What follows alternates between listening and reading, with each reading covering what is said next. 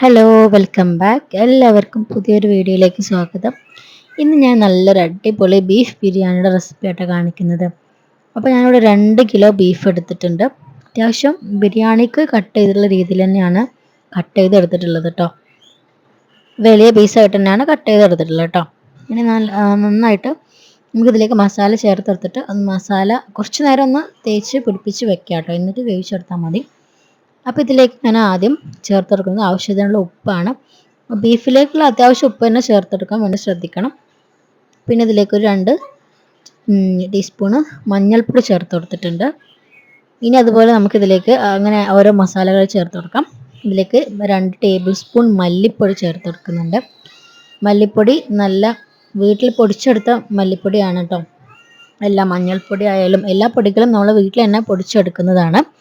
ഇനി ഇതിലേക്ക് 1 table spoon മുളക് പൊടി കൂടെ ചേർത്തെടുക്കാം. മുളക് പൊടി 1 ടേബിൾ സ്പൂണൊക്കെ മതി കേട്ടോ, അല്ലെങ്കിൽ കളറൊക്കെ മൊത്തത്തിൽ ചേഞ്ച് ആയി പോകും. ഇനി ഇതിലേക്ക് ഒരു ടേബിൾ സ്പൂൺ കുരുമുളക് പൊടി കൂടെ ചേർത്തെടുക്കാം. ആവശ്യത്തിന് എരിവിനനുസരിച്ചിട്ട് ചേർത്ത് കൊടുക്കാം കേട്ടോ. അപ്പോൾ ഇത്രയും മസാലപ്പൊടികൾ ചേർത്ത് കൊടുത്തിട്ട് ഇതിലേക്ക് ഒരു 1/2 ടീസ്പൂൺ ഗരം മസാലപ്പൊടി കൂടെ ചേർത്ത് കൊടുക്കുന്നുണ്ട്. ഇനി ഇതിലേക്ക് പച്ചമുളക്, ഇഞ്ചി, വെളുത്തുള്ളി ഇവ 3ഉം കൂടെ ചതച്ചെടുത്തതാണ്, അത് ഇതിലേക്ക് ചേർത്ത് കൊടുക്കുന്നുണ്ട്.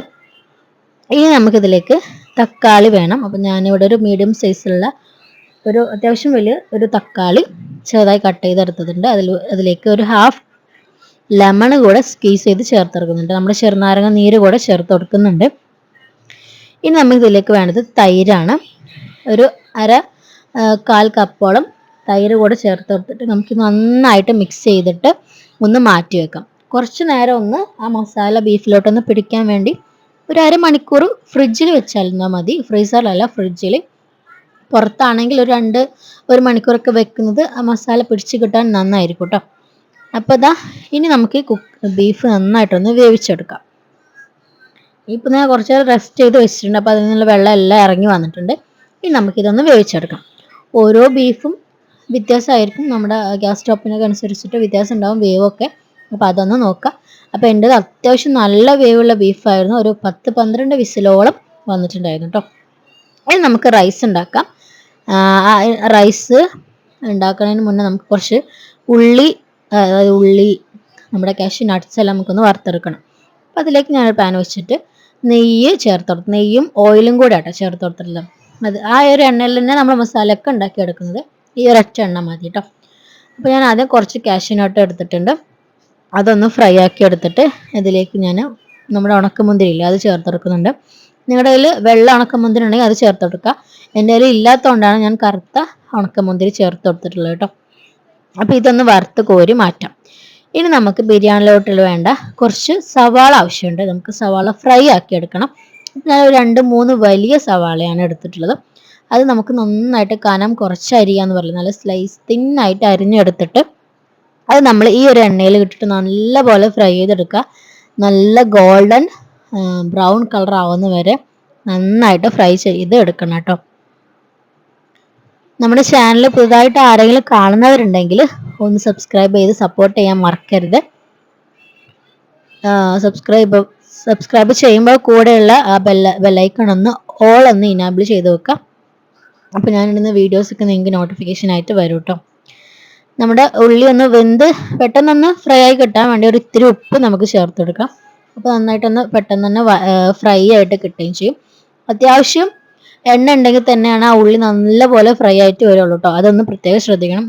കുറച്ച് എണ്ണയിലൊന്നും നമുക്ക് ഒരിക്കലും ഇത്രയും സവാള ഒന്നും ഫ്രൈ ആക്കി എടുക്കാൻ പറ്റില്ല. അപ്പോൾ നല്ലപോലെ മിക്സ് ചെയ്ത് ഒന്ന് ഫ്രൈ ആക്കി എടുക്കാം. ഒത്തിരി കരിഞ്ഞൊന്നും പോകരുത്. ഒരു ഗോൾഡൻ ബ്രൗൺ കളർ ആവുന്ന വരെ നമുക്കിതൊന്ന് ഫ്രൈ ആക്കി എടുക്കാം. അപ്പോൾ ഈ ഒരു പാകത്തിന് ഞാൻ നിർത്തുന്നുണ്ട് കേട്ടോ. ഇനി ഒരുപാട് ഫ്രൈ ആക്കി എടുക്കുന്നില്ല, ഇത്രയും മതിയാകും. ഇപ്പോൾ ഇത് അത്യാവശ്യം നല്ലപോലെ ഫ്രൈ ആയിട്ട് വന്നിട്ടുണ്ട് കേട്ടോ. ഇനി നമുക്ക് ഇത് ഒന്ന് സൈഡിലേക്ക് മാറ്റി വെച്ച ശേഷം നമുക്ക് ബാക്കി നമ്മുടെ മസാല കാര്യങ്ങളൊക്കെ ഉണ്ടാക്കിയെടുക്കാം കേട്ടോ. ഇനി ഇതേ എണ്ണയിൽ നിന്ന് ഇനി നിങ്ങൾക്ക് അധികം എണ്ണ ഉണ്ടെന്ന് തോന്നുകയാണെങ്കിൽ കുറച്ച് എണ്ണ നമുക്ക് മാറ്റി വെക്കാം. അതല്ലെങ്കിൽ അതിൽ തന്നെ കുറച്ച് എണ്ണ ഞാനിപ്പോൾ മാറ്റി വെച്ചിട്ടുണ്ട് കേട്ടോ. ഇനി ഇതിലേക്ക് 4-5 ഏലക്കായി, നമ്മുടെ മസാല സ്പൈസസ് ഇല്ല അത് ചേർത്തെടുക്കാം. കറുവാപ്പട്ട, ബേ ലീഫ്, ഗ്രാമ്പു, അങ്ങനത്തെ തക്കോലം ഐറ്റംസ് എല്ലാം നമുക്ക് ചേർത്ത് കൊടുക്കാം. അതൊന്ന് ഫ്രൈ ആയി വരുമ്പം നമുക്കിതിലേക്ക് ഓരോരോ ഇൻഗ്രീഡിയൻസ് ആയിട്ട് ചേർത്ത് കൊടുക്കാം കേട്ടോ. അപ്പോൾ ഇത് ജസ്റ്റ് ഒന്ന് അതിൻ്റെ ആ ഒരു സ്മെല്ല് വരുന്നവർ ജസ്റ്റ് ഇളക്കി കൊടുക്കാം. പെട്ടെന്ന് തന്നെ ആയി കിട്ടുമല്ലോ ഇത്. ഇനി നമുക്കിതിലേക്ക് നമ്മൾ റൈസാണ് കുക്ക് ചെയ്യാൻ പോണത്. അപ്പോൾ ഇതിലേക്ക് ആവശ്യത്തിനുള്ള വെള്ളം ചേർത്ത് കൊടുക്കാം. ഞാൻ നല്ല ചൂടുള്ള വെള്ളമാണ് ചേർത്ത് കൊടുക്കുന്നത്. നമ്മൾ എടുക്കുന്ന റൈസിനനുസരിച്ചിട്ടുള്ള ചൂടുള്ള വെള്ളം ചേർത്ത് കൊടുക്കാം കേട്ടോ. അപ്പോൾ ഞാനിപ്പോൾ 2 കപ്പ് അരിയാണ് എടുക്കുന്നതെങ്കിൽ അതിൻ്റെ ഡബിൾ 4 കപ്പ് അല്ലെങ്കിൽ 4.5 കപ്പോളം വെള്ളം നമ്മൾ അരിക്ക് വേവനുസരിച്ച് എടുക്കാം കേട്ടോ.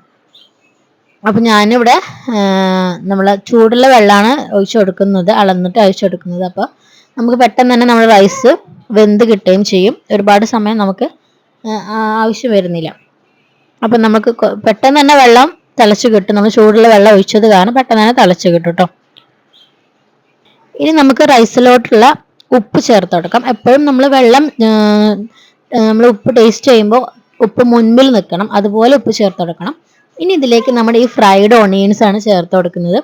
നമ്മൾ എപ്പോഴും ഫ്രൈഡ് ഓണിയൻസ് നമ്മൾ മേലെ ഡെക്കറേറ്റ് ചെയ്യാൻ വേണ്ടിയിട്ട് കൂടുതൽ യൂസ് ചെയ്യുക. പക്ഷെ ഇതുപോലെ ഒന്ന് ഉണ്ടാക്കി നോക്കൂ. ഒരു സ്പെഷ്യൽ ബിരിയാണിയാണ്. നമ്മൾ വെള്ളത്തിലോട്ട് നമ്മൾ ഫ്രൈ ചെയ്ത് വെച്ച ഓണിയൻസ് കുറച്ചെടുത്തിട്ട് ഇതിലേക്ക് ചേർത്ത് കൊടുത്തിട്ടുണ്ട്. ആവശ്യത്തിനുള്ള ഉപ്പും കൂടെ ചേർത്ത് കൊടുത്ത് നമുക്ക് നന്നായിട്ടൊന്ന് മിക്സ് ചെയ്തെടുക്കാം. നോർമലി ഉണ്ടാക്കുന്ന ബിരിയാണിയിൽ നിന്നും ചെറിയൊരു ഡിഫറൻസ് ഉണ്ടെന്നുള്ളൂ, പക്ഷെ നല്ലൊരു ടേസ്റ്റാണ്. ഇത് നന്നായി തിളച്ച് വരുമ്പോൾ നമുക്ക് ഇതിലേക്ക് റൈസ് ചേർത്ത് കൊടുക്കാം. അപ്പോൾ ഞാനിവിടെ നമ്മുടെ കൈമ റൈസ് ഇല്ലേ, കൈമ റൈസ് അല്ല യൂസ് ചെയ്തിട്ട് നമ്മൾ ബസ്മതി റൈസാണ്. അപ്പോൾ നിങ്ങൾക്ക് ബിരിയാണി റൈസ് ആണ് ഇഷ്ടമെന്നുണ്ടെങ്കിൽ അത് യൂസ് ചെയ്യാം. കൈമ റൈസ് ആണെങ്കിൽ ഒന്നുകൂടെ ടേസ്റ്റ് ഉണ്ടായിരിക്കും. ഞാനിപ്പോൾ നമ്മുടെ ബസ്മതി റൈസാണ് യൂസ് ചെയ്തിട്ടുള്ളത് കേട്ടോ. ഞാൻ കുറച്ചൊരു ലോങ് ഗ്രെയിൻ, വലിയ ലോങ് ഗ്രെയിൻ റൈസ് അല്ല, ബസ്മതി റൈസാണ്. ബസ്മതിയിൽ തന്നെ വലിയ ലോങ് ഗ്രെയിൻ റൈസ് വരുന്നുണ്ട്. ഇനി നമുക്കിതൊന്ന് മൂടി വെച്ചിട്ടൊന്ന് വേവിച്ചെടുക്കാം. പെട്ടെന്ന് തന്നെ റൈസ് കുക്കായി കിട്ടും. ഒന്നും നമ്മൾ ചൂടുവെള്ളമാണ് ഒഴിച്ചിട്ടുള്ളത്, പെട്ടെന്ന് തന്നെ ആയി കിട്ടും. അപ്പോൾ നമ്മുടെ റൈസ് ഒട്ടും ഉടഞ്ഞു പോവാതെ നല്ല പെർഫെക്റ്റ് ആയിട്ട് തന്നെ കിട്ടിയിട്ടുണ്ട്. ഒരിത്തിരി കൂടെ വെള്ളം ഒന്ന് പോവാനുണ്ട്, അപ്പോൾ അതൊന്ന് വറ്റിച്ചെടുക്കാം.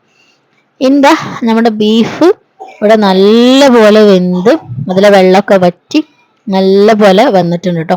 ഇതിലൊരു ഇത്തിരി മസാല വെള്ളം ഉണ്ട്, അത് കളയണ്ട. നമുക്ക് റൈസിലോട്ട് മിക്സ് ചെയ്ത് വരുമ്പോൾ അത് സെറ്റാവും. അപ്പോൾ ഇനി ഇതിലേക്ക് ഞാൻ ഈ ബീഫിലോട്ട് ഒന്ന് തിളപ്പിച്ചെടുത്തിട്ട് നമ്മൾ ബാക്കി കുറച്ച് എണ്ണ, നമ്മുടെ ഉള്ളി ഫ്രൈ ചെയ്ത് വെച്ച എണ്ണ ഞാൻ കുറച്ച് മാറ്റി വെച്ചിട്ടുണ്ടായിരുന്നു. അത് ഈ സമയത്ത് ഇതിലേക്ക് ഒഴിച്ചു കൊടുത്തിട്ട് കുറച്ച് ഉള്ളി ഫ്രൈ ചെയ്ത് കൂടെ മാറ്റി വെച്ചിട്ടുണ്ടായിരുന്നു, അതും കൂടി ഇതിലേക്ക് ചേർത്ത് ജസ്റ്റ് ഒന്ന് എല്ലാം കൂടെ നന്നായിട്ടൊന്ന് മിക്സ് ചെയ്തിട്ട് എടുക്കുന്നുണ്ട് കേട്ടോ. കൂടെ തന്നെ അതിലേക്ക് നമ്മുടെ മല്ലിയില ചേർത്ത് കൊടുക്കുന്നുണ്ട്. ഒരു ഫ്ലേവറിന് വേണ്ടിയിട്ട് മല്ലിയില ചേർത്ത് കൊടുക്കുന്നുണ്ട്. അപ്പോൾ നമ്മുടെ നമ്മുടെ മസാലയ്ക്കുള്ള ബീഫ് റെഡി ആയിട്ടുണ്ട്. ഇനി നമുക്ക് റൈസ് ഇതിൻ്റെ മേലേക്ക് ഇട്ട് കൊടുത്തിട്ട് നമുക്ക് ദം ചെയ്തെടുക്കണം. ഞാനിപ്പോൾ കുക്കറിലാണ് ദം ചെയ്തെടുക്കുന്നത്. ഇതിന് മേലെ നമ്മൾ ഫ്രൈ ചെയ്ത ഓണിയനും മല്ലിയിലയും നട്ട്സും കാര്യങ്ങളും എല്ലാം ഒന്ന് ഗാർണിഷ് ചെയ്തിട്ട് നമുക്കിതൊന്ന് ദം ചെയ്തെടുക്കാം കേട്ടോ. ലോ ഫ്ലെയിമിൽ ഇട്ടിട്ട് വേണം ദം ചെയ്തെടുക്കാൻ വേണ്ടിയിട്ട്. അപ്പോൾ നമ്മുടെ ബിരിയാണി ഇവിടെ റെഡി ആയിട്ടുണ്ട്. എല്ലാവരും ട്രൈ ചെയ്ത് നോക്കുക, ഫീഡ്ബാക്ക് അറിയിക്കുക. പുതിയൊരു വീഡിയോ ആയിട്ട് വീണ്ടും വരാം. ബൈ.